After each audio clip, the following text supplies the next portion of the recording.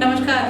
आज मैं अपने दिल की बात कुछ अपने ऐसे पेरेंट्स के साथ डिस्कस करना चाहती हूँ जो पिछले 1 महीने से कोरोना लॉकडाउन के ड्यूरेशन पे अपने बच्चों के साथ कंटिन्यूअसली लैपटॉप्स, कंप्यूटर्स और मोबाइल फ़ोन के ज़रिए उनकी ऑनलाइन क्लासेस अटेंड करवाते आ रहे हैं।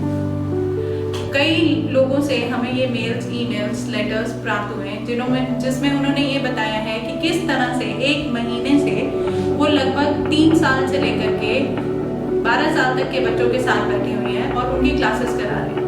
ये क्लासेस ना केवल 3 घंटे की थी बल्कि 3 से 5 घंटे तक भी एक्सटेंड की थी। जाहिर है क्लासेस के बीच में ब्रेक था, पर पेरेंट्स का उस ड्यूरेशन पे क्या एक्सपीरियंस रहा। हम लोग ये जान के बहुत हैरान हुए हैं कि जिन बच्चों को हम क्लास में 15 से 20 मिनट तक एक जगह नहीं बिठा पाते, उन बच्चों को हमने 45 मिनट तक एक क्लास के बीच में जोड़ के रखा, जिसमें कि उनको फोर्स किया गया कि अपने सब्जेक्ट्स को पढ़ें। मैं सभी पेरेंट्स से और एजुकेशनर से ये जानना चाहती हूँ, क्या इस तरह की एजुकेशन ही वही एजुकेशन है जिस क्वालिटी की हम बात करते आ रहे हैं इतने सालों से?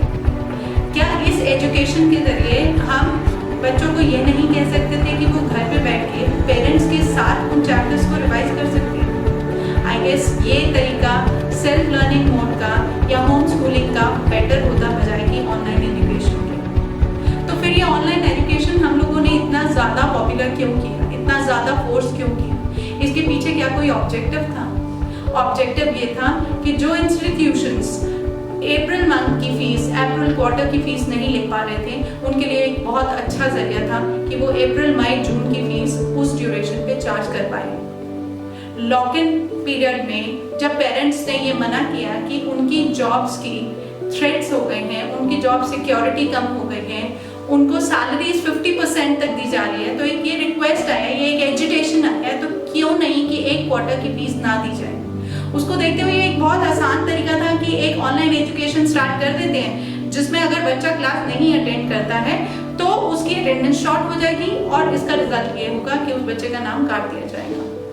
अब अगर किसी पेरेंट्स को वो क्लास अटेंड करानी है तो उसका लॉगिन लेने के लिए डेफिनेटली उसे फीस पे करनी पड़ेगी। इस पूरे मैट्रिक्स को अगर हम समझें तो इसमें सफरर कौन था? सिर्फ पेरेंट और स्टूडेंट्स।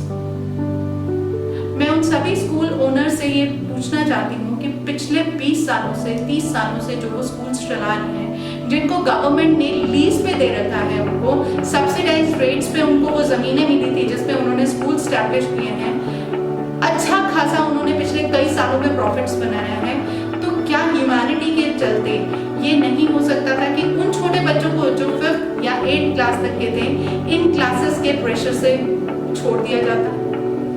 आज की डेट में भी हम ये सजेस्ट करते हैं कि 5th क्लास तक के मिनिमम बच्चे, या हो सके तो 8th क्लास तक के मिनिमम बच्चों को अगस्त तक या जब तक ये कोरोना का जो पैंडेमिक सिचुएशन है वो खत्म नहीं हो जाता, तब तक आप बच्चों को नहीं इंकरेज करिए स्कूल्स में आने के लिए। क्या उससे ये बेनिफिट नहीं होगा कि जो 9th और 12th के बच्चे आ रहे हैं, 9th से लेकर 12th तक की जो क्लासेस स्टार्ट होंगी, उसमें एक बहुत अच्छा सोशल डिस्टेंसिंग का गैप मेंटेन करने को आ जाएगा, उतने क्लासरूम्स खाली हो जाएंगे, उतना ब्रीदिंग स्पेस स्कूल्स में अवेलेबल हो जाएगा। तो क्या ये एक अच्छा तरीका नहीं होगा? आई एम श्योर इस चीज़ को लेकर के पेरेंट्स बहुत ज़्यादा सिंसियरली इसको सोचेंगे और एक रिक्वेस्ट और लेटर्स जिस तरीके से हमारी कॉन्फेडरेशंस में आ रहे हैं, वो लेटर्स को हम गवर्नमेंट को भी प्रेजेंट करेंगे, एक सजेशंस देंगे। तो मेरी सभी पेरेंट्स से ये रिक्वेस्ट है कि प्लीज़ ज़्यादा से ज़्यादा जुड़कर, ज़्यादा से ज़्यादा लोगों को साथ लेकर हमें लिखें, हमें बताएं कि आप किस तरह से कंफर्टेबल फील करते हैं, जिससे कि आपके बच्चों का भविष्य जो है वो एक अच्छे तरीके से डेवलप हो सके। उसके सजेशंस आपसे रिक्वेस्ट है, हमें प्लीज़